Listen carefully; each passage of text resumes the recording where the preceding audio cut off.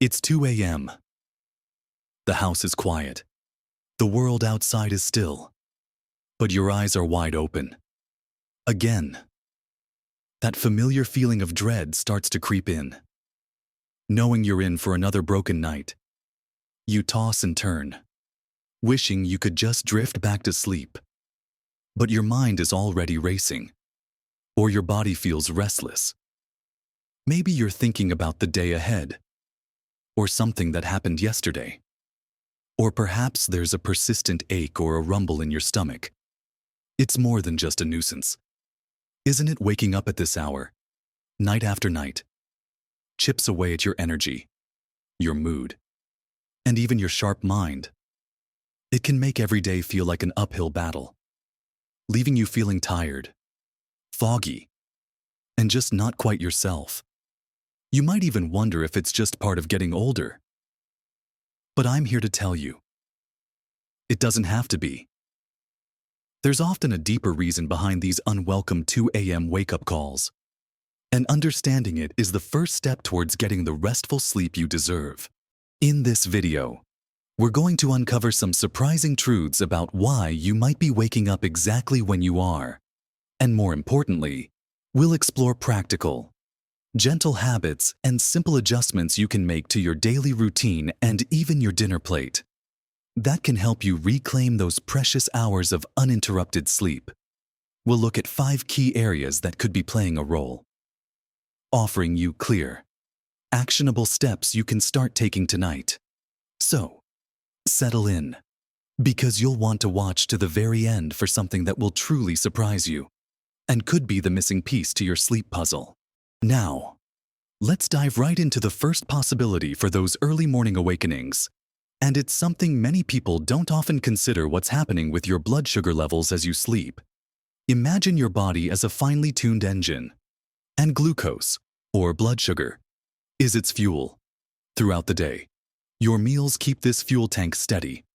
But what happens overnight, especially in those wee hours around 2 a.m.? Well, if your dinner wasn't quite balanced, or if you had a sugary snack before bed, your blood sugar might drop too low during the night. This dip signals your body that it needs more fuel, and your clever system responds by releasing stress hormones like cortisol and adrenaline. It's your body's natural alarm system, telling you, wake up, we need to get some sugar. Unfortunately, that alarm often means waking you right out of a peaceful sleep. Conversely, a meal that's too heavy in simple carbohydrates or sugar before bed can cause your blood sugar to spike, leading to an initial energy surge, followed by a crash, or perhaps just general restlessness that keeps you from deep sleep. So, what can you do about it? The secret lies in creating more stable blood sugar levels, especially in the evening. This means focusing on a dinner that's balanced. Think about including a good source of lean protein, like chicken, fish, or lentils, along with plenty of fiber-rich vegetables and a healthy fat. For example, a baked salmon with steamed broccoli and a drizzle of olive oil, or a hearty lentil soup with a side of whole grain bread and a spread of avocado. These combinations digest slowly, releasing glucose into your bloodstream gradually, keeping your levels steady through the night. Try to avoid sugary desserts or refined carbohydrates like white bread, pastries, or sweet drinks close to bedtime, as these can cause those rapid spikes and subsequent crashes. If you absolutely must have a snack before bed, choose something small and balanced, like a handful of almonds, a few slices of apple with a little peanut butter, or a small piece of cheese. These provide a slow, steady release of energy without causing a sugar roller coaster. For instance, Marjorie, a lovely lady in her late 70s, used to enjoy a piece of toast with jam every evening before bed. She found herself consistently waking up feeling jittery and wide awake around 2:30 a.m. After some gentle adjustments, she started having a small handful of walnuts or a slice of cheese instead. Within a week, she noticed a profound difference. The jitteriness was gone, and she was sleeping through until morning. It's a simple change, but it can make all the difference. Now, while what you eat is crucial, what you drink can also play a surprisingly big role in those 2 a.m. wake-up calls. especially if your bladder is the one sending the alarm. Many of us find ourselves needing to use the bathroom more frequently as we get older, particularly during the night. A common issue known as nocturia. While it's a natural part of aging for some, often it's exacerbated by our evening hydration habits. Think about it: if you're sipping on fluids right up until you tuck yourself in, your body will naturally process that liquid, leading to a trip to the bathroom just a few hours into your sleep cycle. And it's not just the quantity of fluids that matters, but also the type. Certain drinks act as diuretics, meaning they make your body produce more urine. The biggest culprits here are caffeine, found in coffee, tea, and some sodas, and alcohol. Enjoying an evening cup of tea or a glass of wine might seem like a relaxing way to wind down. But for many, these can lead to an untimely awakening. Your body processes these much faster, increasing urine production and the urge to empty your bladder right in the middle of the night. So, how do you manage this without dehydrating yourself? The key is to front-load your hydration earlier in the day. Aim to drink most of your water and other healthy fluids during the morning and early afternoon. By late afternoon or early evening, start to taper off your fluid intake. A good rule of thumb is to stop drinking any significant amounts of fluid about 2 to 3 hours before your usual bedtime. This gives your body ample time to process the liquids and empty your bladder before you settle down for the night. And be extra mindful of those diuretic beverages. If you enjoy coffee or tea, try to finish your last cup by lunchtime. As for alcohol, consider avoiding it altogether in the evenings, or at least limit it significantly and finish your last drink several hours before bed. Remember, staying adequately hydrated throughout the day is essential for overall health. So this isn't about cutting back on water entirely, but simply adjusting the timing. Arthur, for example, loved his evening cup of English breakfast tea. He'd sip it while watching the news, thinking nothing of it, but almost without fail. He'd be up for a bathroom trip around 2:30 or 3 a.m. when he switched to plain water in the early evening, finishing his last glass by 8 p.m. and enjoying his tea earlier in the day. He found his nightly excursions to the bathroom became much less frequent, allowing him to sleep more soundly. Understanding how what you eat and drink impacts your sleep is a powerful first step. But sometimes, the culprit behind those 2 a.m. wake-ups isn't just physical. Often, it's also wrapped up in what's going on in your mind. Sometimes, the quiet of the night, especially those hours around 2 a.m., becomes a stage for your worries and anxieties. When the world is bustling during the day, your mind is often distracted, busy processing information and tasks.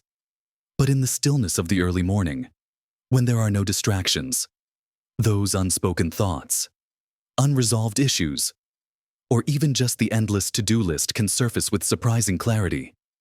This can lead to your mind suddenly feeling wide awake, churning through things you might have pushed aside during the day. This mental activity can trigger the release of cortisol, our stress hormone, which is essentially the opposite of what you want when trying to sleep. Cortisol is designed to make you alert and ready for action, not peaceful and drowsy.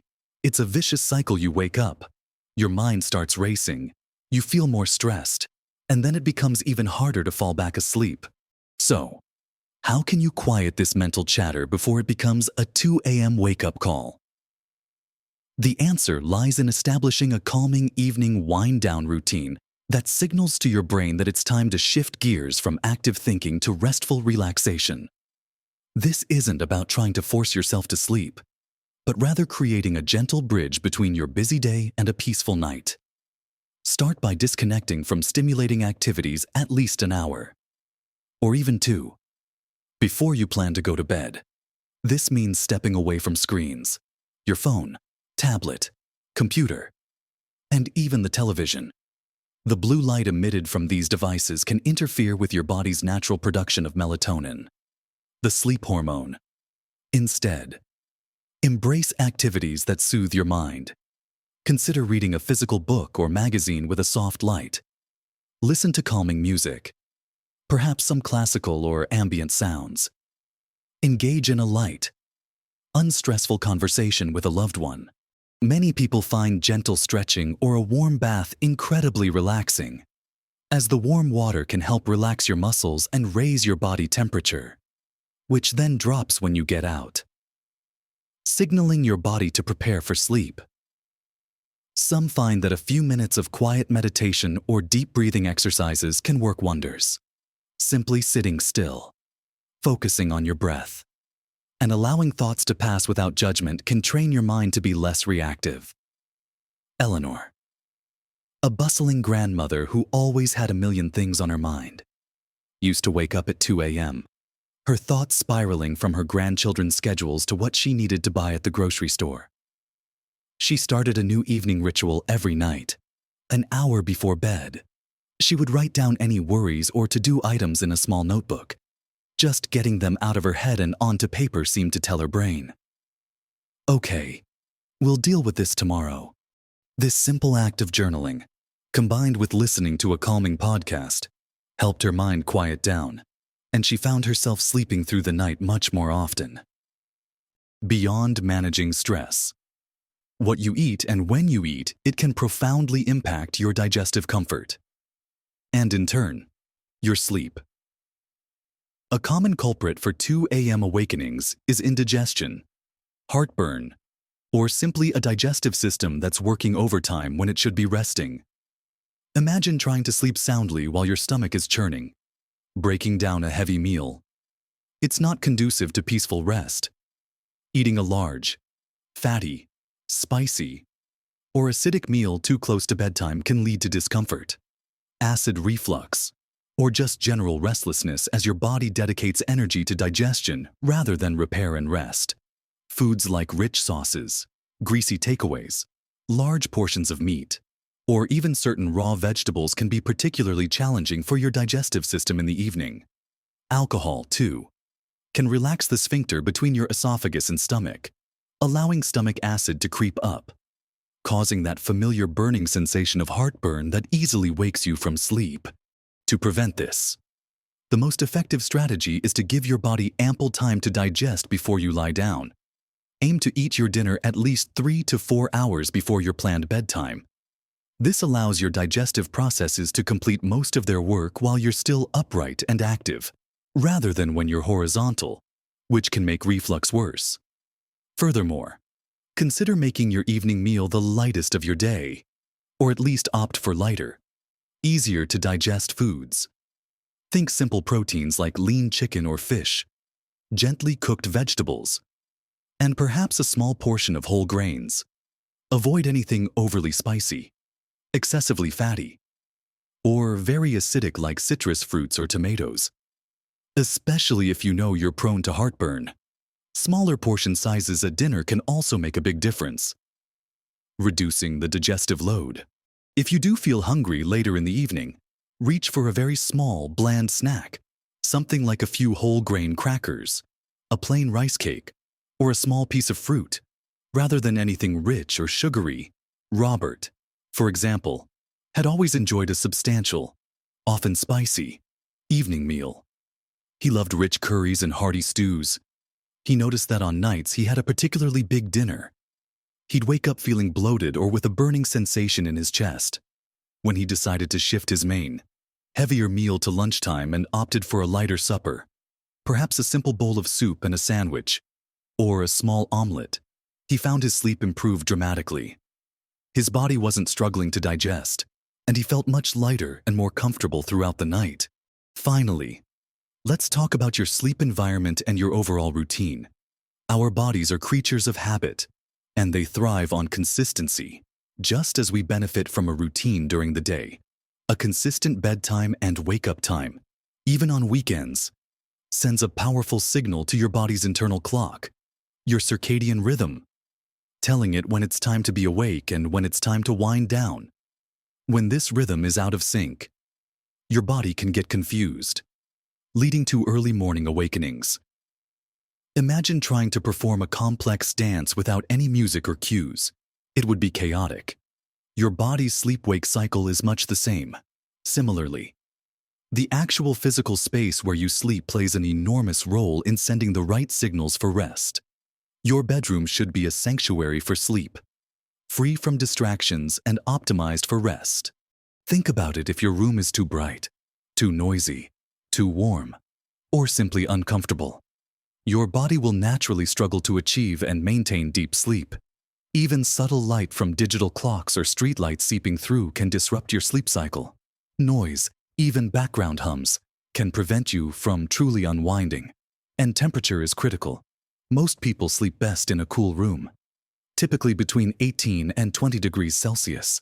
So, what can you do to optimize this essential aspect of your sleep first? Commit to a consistent sleep schedule. Try to go to bed and wake up at roughly the same time every single day, even on your days off. This regularity trains your body to expect sleep and wakefulness at specific times, strengthening your circadian rhythm. Second, make your bedroom a truly sleep-friendly environment. Ensure it is as dark as possible. Invest in blackout curtains or blinds to block out external light. If there are small lights from electronics, cover them up or unplug them. The darker your room, the better your body can produce melatonin. Next, keep it quiet. If external noise is an issue, consider using earplugs or a white noise machine, which can mask disruptive sounds with a consistent, soothing hum. Third, ensure your bedroom is cool. A slightly cool room temperature helps your body's core temperature drop, which is a key part of the sleep process. Finally, think about your comfort. Is your mattress still supportive? Are your pillows providing adequate comfort for your neck and head?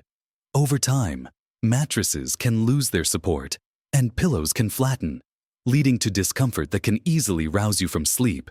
Even small improvements here can make a big difference. Susan, for instance, had always struggled with waking up around 3 a.m., feeling unrefreshed. She finally decided to invest in some good quality blackout curtains and a simple white noise machine. She also committed to a stricter bedtime routine, going to bed and waking up at the same time every day. Within a few weeks, she noticed a remarkable change. Her bedroom felt like a quiet, cool cave, and her body seemed to naturally settle into a deeper, more consistent sleep. These adjustments to your daily rhythm and your sleep sanctuary can make a profound difference, creating a welcoming path to deeper, more consistent rest. But there's one more piece to this puzzle that can be surprisingly impactful, something that often gets overlooked when we talk about sleep. So, we've explored a variety of ways to gently nudge your body and mind back towards uninterrupted sleep. We've talked about how stabilizing your blood sugar with balanced evening meals and carefully timing your hydration can prevent those physical jolts that wake you up. We've also delved into the power of quieting your mind, understanding that sometimes the quiet of 2 a.m. amplifies our daily worries, and how simple wind-down routines can soothe those anxieties. And remember the importance of supporting your digestion with earlier, lighter dinners, ensuring your body isn't working overtime when it should be resting.